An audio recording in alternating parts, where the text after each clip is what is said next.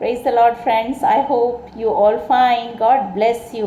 प्रभु आप सभी को बहुत बहुत आशीषित करें। और आज के सैबत स्कूल में मैं आपका स्वागत करती हूं। और ये 15 अप्रैल का है, जो कि आज है और दिन है सोमवार, और इसका शीर्षक है फाड़ने वाले भेड़िए। तो हम आज इससे सीखेंगे कि हमें जो है गलत जो शिक्षाएं हैं उनसे बचना चाहिए। और हम देखते हैं कि हमारे यहाँ पे पौलुस ने बताया कि कलीसियाओं में जो रॉन्ग टीचर्स हैं, गलत शिक्षक हैं, वो आ गए हैं और मेरे जाने के बाद वो आ सकते हैं। तो अपने आप को बचाए रखना और जो सत्य है उससे कभी भी जो है दूर मत होना। तो यह हमेशा ही जो है प्रायिकता बनी रहती है कि सच्चाई को जो है वो झूठ दबा देता है। रोमियो अध्याय में भी पौलुस ने कहा है कि सत्य को असत्य ने, धर्म को अधर्म से छिपा दिया गया।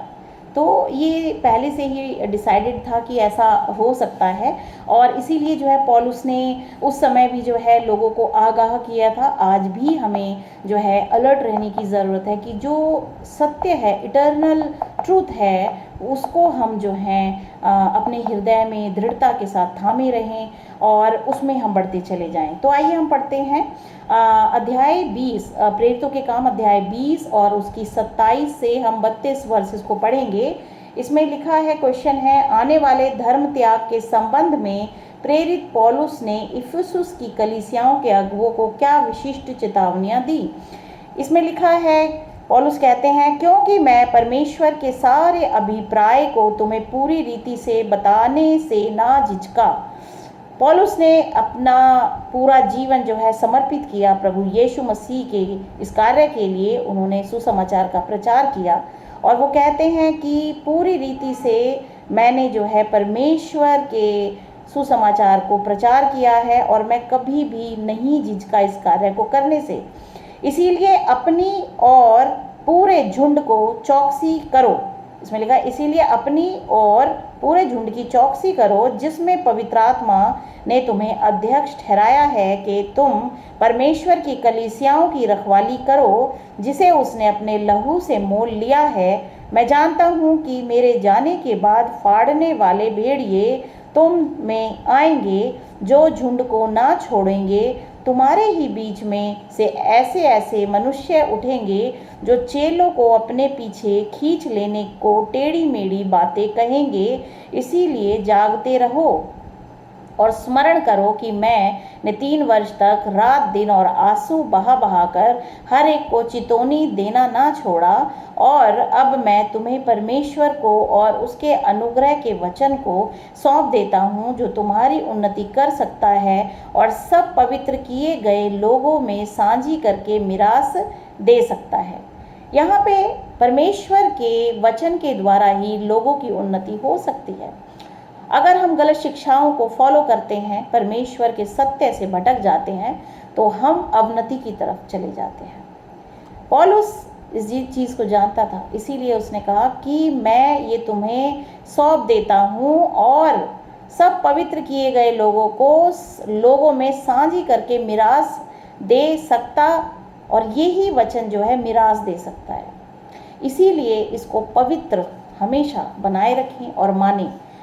यहाँ पे जो चेतावनी दी है इफिसुस की कलीसियाओं के अगुवों को प्रेरित पौलुस ने, वो इसलिए दी है कहीं लोग भटक ना जाएं, धर्म का त्याग ना हो जाए। तो हमें जो है अपने जीवन में सच्चाई में हमें बने रहने की ज़रूरत है, सच में चलने की ज़रूरत है, परमेश्वर के वचन को जानने की ज़रूरत है। पौलुस की सलाह का उद्देश्य कलीसिया को आने वाले समय के लिए तैयार करना था। परमेश्वर का वचन जो है दिया गया है वो इटर्नल ट्रूथ है, जो इस संसार पे प्रकट किया गया है। तो आने वाले समय में वो एज इट इज़ फॉलो किया जाए, इसीलिए लोगों को तैयार करना पौलुस का एक था। ये जो सलाह दी जा रही है, वो सलाह जो है उनको इस चीज़ के लिए तैयार करना है। इन अंशों में वह अपनी प्रमुख चिंता का वर्णन करता है। यहाँ पे उसको चिंता है कि फ्यूचर ऐसा हो सकता है, इसीलिए वो चिंतित है। उसकी चिंता यह है कि फाड़ने वाले भेड़िए तुम में आएंगे, जो झुंड को ना छोड़ेंगे। और 20 अध्याय इसी का ही हमने जब पढ़ा था, 29 वर्ष हमें यही बता रही थी, मैं जानता हूँ कि मेरे जाने के बाद फाड़ने वाले भेड़िए तुम में आएंगे जो झुंड को ना छोड़ेंगे। डिस्ट्रक्शन हो सकती है, इसीलिए उसने बताया। दूसरे शब्दों में विश्वासियों को कलीसिया के भीतर एक भयंकर उत्पीड़न का सामना करना पड़ेगा। प्रेरित ने अपनी चिंता व्यक्त करते हुए कहा, तुम्हारे बीच में से भी ऐसे ऐसे मनुष्य उठेंगे जो चेलों को अपने पीछे खींच लेने को टेढ़ी मेढ़ी बातें कहेंगे, विधर्मी कलीसिया में प्रवेश करेंगे, ईश्वरीय सत्यों का स्थान झूठे सिद्धांतों द्वारा ले लिया जाएगा। यही जो है झूठी शिक्षा है, झूठे सिद्धांत हैं जो कि आज कलीसियाओं में दिखाई देते हैं, और ईश्वरीय सत्य को हटा दिया गया और झूठे सिद्धांतों को कलीसिया में लाया गया। बुत परस्त प्रथाएं प्रबल होंगी। 4वीं और 5वीं शताब्दी में मसीह कलीसिया में समझौता सूक्ष्मता से प्रवेश कर गया, जिसके लिए मिशन को आगे बढ़ाना ही संभावित औचित्य था, लेकिन भयानक परिणाम परमेश्वर के वचन की सच्चाइयों से विचलन था। परमेश्वर की सच्चाइयों से अगर हम भटक जाते हैं तो यहाँ से अवनति मनुष्य की शुरू हो जाती है।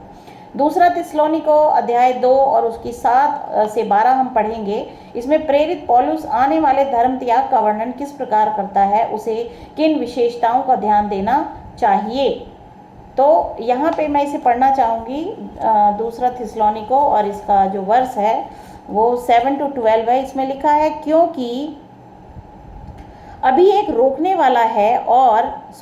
क्योंकि अधर्म का भेद अब भी कार्य करता जाता है, पर अभी एक रोकने वाला है, और जब तक वह दूर ना हो जाए वह रोके रहेगा। तब वह अधर्मी प्रकट होगा जिसे प्रभु यीशु अपने मुंह की फूंक से मार डालेगा और अपने आगमन के तेज से भस्म करेगा। उस अधर्मी का आना शैतान के कार्य के अनुसार सब प्रकार की झूठी सामर्थ और चिन्ह और अद्भुत काम के साथ, और नाश होने वालों के लिए अधर्म के सब प्रकार के धोखे के साथ होगा, क्योंकि उन्होंने सत्य से प्रेम नहीं किया जिससे उनका उद्धार होता, और सत्य के द्वारा ही जो है उद्धार होता है। इसी कारण परमेश्वर उनमें एक भटका देने वाली सामर्थ को भेजेगा कि वे झूठ की प्रतीति करें, ताकि जितने लोग सत्य की प्रतीति नहीं करते वरन अधर्म से प्रसन्न होते हैं, वे सब दंड पाए। इसीलिए एक आत्मा जो है कार्य करती है, जो कि असत्य को अपनाते हैं उनमें, कि वो दंड पाएं। इसीलिए वो भेजी गई है कि परमेश्वर ऐसे लोगों को दंड देना चाहता है, इसीलिए वो उनके कार्यों में जो है अधर्म जो है दिखता है, प्रकट होता है। पौलुस की टिप्पणी अराजकता का रहस्य पहले से ही काम करता है, महत्वपूर्ण है।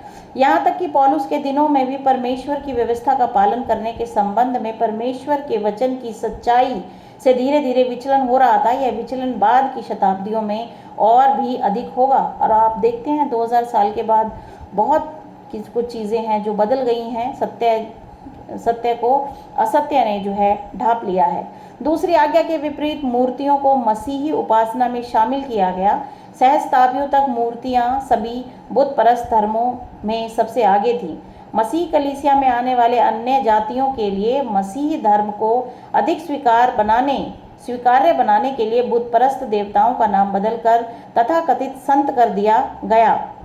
रविवार सूर्य देव की पूजा का दिन पुनरुत्थान के सम्मान में धीरे धीरे मसीह उपासना के दिन के रूप में अपनाया गया। यह झूठा दिन जिसे पवित्र शास्त्र में स्वीकृत नहीं किया गया है अब भी प्रचलित है। आज हम कलीसिया में प्रवेश करते समय किस प्रकार के समझौतों को देखते हैं। इससे भी महत्वपूर्ण बात यह है कि आप क्या समझौता कर रहे होंगे। क्या यह कभी कभी सत्य और त्रुटि के मिश्रण से होता है? जी हाँ, सत्य में जब भी मिलावट कर दी जाती है तो वो जो है असत्य के समान ही हो जाता है।